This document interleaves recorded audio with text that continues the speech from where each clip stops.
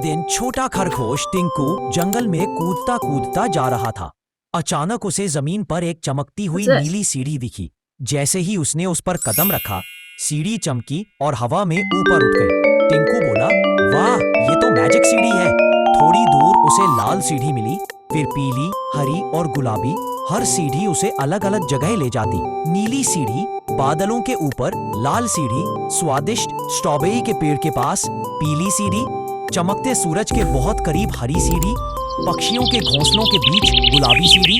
इंद्रधनुष की टनल में टिंकू मजे से सब जगह घूमता रहा, लेकिन अचानक सारी सीढ़ियां एक एक करके गायब होने लगी। टिंकू डर गया, अब मैं नीचे कैसे जाऊं? तभी नीचे से जंगल के सारे जानवर चिल्लाए, मत डर टिंकू, कूद जाओ, हम पकड़ लेंगे। टिंकू ने हिम्मत की और छलांग लगा दी। सारे दोस्तों ने उसे मिलकर पकड़ लिया।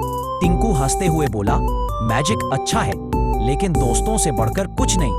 कहानी का संदेश, जादू तुम्हें कहीं भी ले जा सकता है, लेकिन दोस्त हमेशा तुम्हें घर तक पहुंचा देते हैं।